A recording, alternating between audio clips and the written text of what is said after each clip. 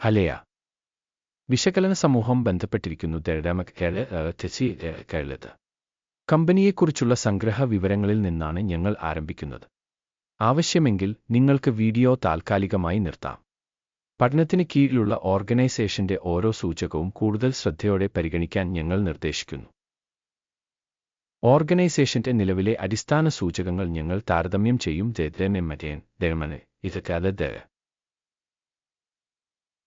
അവലോകനം അക്കാലത്തെ നിലവിലെ വിവരങ്ങളെ അടിസ്ഥാനമാക്കിയുള്ളതാണ്. ഏപ്രിൽ 8, 2025. വർഗീകരണം വഴി കേരള കമ്പനി ഉപവിഭാഗത്തിൽപ്പെടുന്നു. 64 കമ്പനികൾ വിശകലനത്തിൽ പങ്കെടുക്കുന്നു. അത് വളരെ പ്രതിനിധിയാണ്. വീഡിയോയുടെ അവസാനം ഓർഡർ ടേബിൾ നോക്കുക. പഠിച്ചുകൊണ്ടിരിക്കുന്ന കമ്പനിയുടെ മൊത്തത്തിലുള്ള ഫലം 10 പോയിന്റിൽ -5.5. ഉപവിഭാഗത്തിന്റെ ശരാശരി ഫലം 1.7 പോയിന്റാണ്. നിങ്ങൾ വിശാലമായി നോക്കുകയാണെങ്കിൽ പൊതുവെ US മാർക്കറ്റിനുള്ളിൽ മൊത്തത്തിലുള്ള മാർക്കറ്റിന്റെ ശരാശരി സ്കോർ 1.9 പോയിന്റാണ്.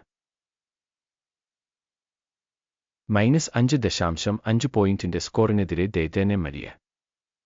കമ്പനിയുടെ ഓഹരി വിലയുടെ ചലനാത്മക താരതമ്യം ചെയ്യുന്നു. ഉപവിഭാഗം കമ്പനികളും 12 മാസത്തിലേറെ സ്റ്റോക്ക് നമുക്ക് കാണാൻ കഴിയും. മധ്യവും -14.4% മാറ്റം കാണിച്ചു. ഉപവിഭാഗത്തിന്റെ വില ചലനാത്മകതയ്ക്കെതിരെ -11.7%. ഇത് വ്യക്തമായി ഒന്നും സൂചിപ്പിക്കുന്നില്ല, പക്ഷേ ഈ വസ്തുത ശ്രദ്ധിക്കേണ്ടത് ആവശ്യമാണ്. കോർപ്പറേഷന്റെ വിപണി മൂലധനം മൂല്യം $2.45 ബില്യൺ. $540 ബില്യൺ ഉപവിഭാഗത്തിന്റെ വിപണി മൂലധനം. 0.453% ഓഹരിയുണ്ട്. ഉപവിഭാഗത്തിലെ വളരെ ചെറിയ കമ്പനികളിൽ ഒന്നാണ്. കമ്പനിയുടെ ബാലൻസ് ഷീറ്റ് മൂലധനം $0.53 ബില്യൺ. കൂടാതെ ഉപവിഭാഗത്തിന്റെ ബാലൻസ് ഷീറ്റ് മൂലധനം $130 ബില്യൺ ആണ്. 0.412% വിഹിതം. വിപണിയിലെ അധിനിവേശ ഷെയറുകളും പുസ്തകമൂല്യവും താരതമ്യം ചെയ്യുമ്പോൾ ഇനിപ്പറയുന്നവ ഞങ്ങൾ കാണുന്നു. അധിനിവേശ വിഹിതം എക്സ്ചേഞ്ച് മൂല്യം വിലയിരുത്തുമ്പോൾ ഉപവിഭാഗത്തിൽ 0.453%.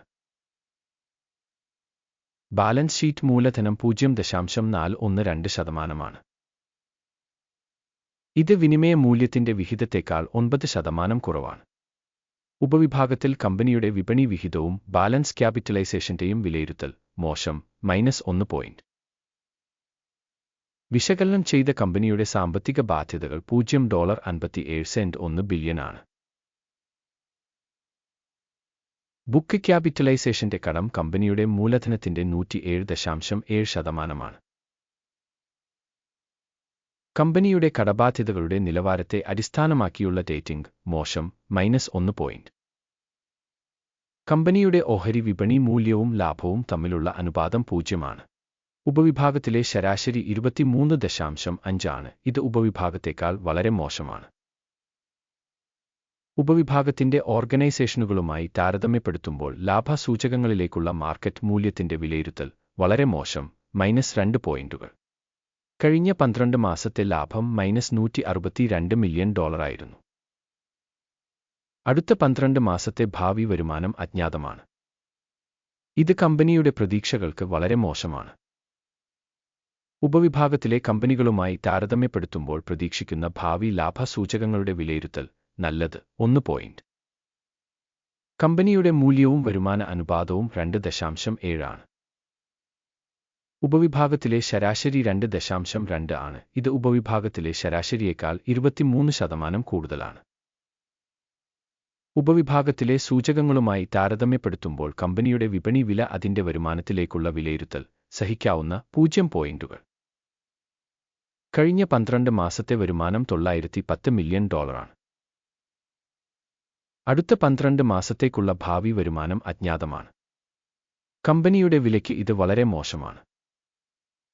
ഉപവിഭാഗത്തിലെ സൂചകങ്ങളുമായി താരതമ്യപ്പെടുത്തുമ്പോൾ പ്രവചിക്കപ്പെട്ട ഭാവി വരുമാന സൂചകത്തിന്റെ വിലയിരുത്തൽ മോശം, -1 പോയിന്റ്. മാർജിൻ -17.8%. ഉപവിഭാഗത്തിന് ശരാശരി 9.3%. ഉപവിഭാഗ ശരാശരിയും കമ്പനിയുടെ പ്രകടനവും തമ്മിലുള്ള വ്യത്യാസം 27.1%. ഉപവിഭാഗത്തിലെ കമ്പനികളുടെ സൂചകങ്ങളുമായി താരതമ്യപ്പെടുത്തുമ്പോൾ വിൽപ്പന മാർജിനുകളുടെ വിലയിരുത്തൽ സഹിക്കാവുന്ന -0.5 പോയിന്റ്. ഉപവിഭാഗത്തിലെ ജീവനക്കാരുടെ എണ്ണം അനുസരിച്ച് കമ്പനിയുടെ വിഹിതം 0.204%. ഇത് വിപണി മൂലധനത്തിന്റെ വിഹിതത്തേക്കാൾ 122% കുറവാണ്. ഈ വസ്തുത കമ്പനിയുടെ വിനിമയ വിലയുടെ അസന്തുലിതാവസ്ഥ കാണിക്കുന്നു. ദയവായി മാറ്റേണ്ടത് ഒരുപക്ഷേ പുനർമൂല്യനിർണ്ണയത്തിലേക്ക്. കമ്പനിയിലെ ഓരോ ജീവനക്കാരന്റെയും മൂലധനം $1,332,000 തുല്യമാണ്. ഉപവിഭാഗത്തിൽ ഇത് $600,000. ഉപവിഭാഗ ശരാശരിയും കമ്പനിയുടെ പ്രകടനവും തമ്മിലുള്ള വ്യത്യാസം 122%. ഉപവിഭാഗത്തിലെ കമ്പനികളുടെ സൂചകങ്ങളുമായി താരതമ്യപ്പെടുത്തുമ്പോൾ ഒരു ജീവനക്കാരൻ മൂലധനത്തിന്റെ അളവ് വിലയിരുത്തൽ സഹിക്കാവുന്ന 0 പോയിന്റുകൾ. ഒരു ജീവനക്കാരന്റെ ലാഭം -$88.1 ഉപവിഭാഗത്തിന്റെ ശരാശരി $25.5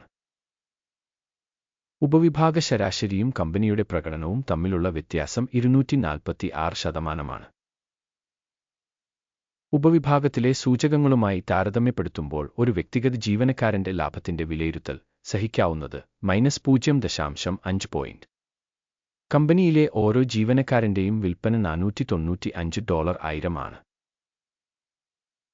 ഉപവിഭാഗം പ്രകാരം $275,000. ഉപവിഭാഗത്തിലെ ശരാശരിയും കമ്പനിയുടെ പ്രകടനവും തമ്മിലുള്ള വ്യത്യാസം 80%.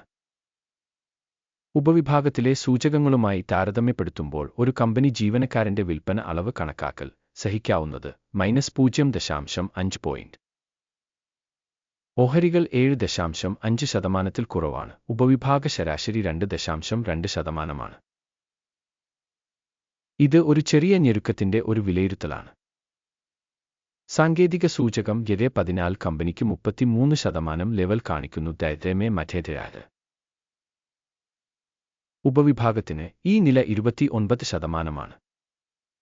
ശരാശരി ഉപവിഭാഗത്തിന്റെ സെക്യൂരിറ്റികൾ കമ്പനിയുടെ ഓഹരികൾക്ക് തുല്യമാണ്. ദയവായി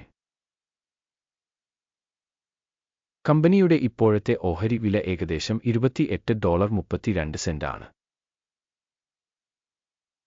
കമ്പനിയുടെ ഓഹരിയുടെ സമവായ വില ലക്ഷ്യം ഏകദേശം $55.59 ആണ്. യഥാർത്ഥ എസ്റ്റിമേറ്റും സമവായ എസ്റ്റിമേറ്റും തമ്മിലുള്ള വ്യത്യാസം ഏകദേശം 96%. നമുക്ക് ഓർഡർ ടേബിൾ നോക്കാം. അത് ലഭ്യമാണ്. ലിങ്ക് പിൻ ചെയ്ത കമന്റിലാണ്. സ്റ്റോക്ക് മൂല്യനിർണ്ണയ വിവരങ്ങളും റഫറൻസ് സിസ്റ്റവും ഒരു നിശ്ചിത സീസണിൽ മുമ്പ് എടുത്ത എല്ലാ തീരുമാനങ്ങളും ഓർഡർ പട്ടികയിൽ അടങ്ങിയിരിക്കുന്നു. കഴലത് ഓർഡർ ടേബിളിലേക്കുള്ള ആക്സസ് തികച്ചും സൗജന്യവും തുറന്നതുമാണ്. പിൻ ചെയ്ത കമന്റിലെ ലിങ്ക്.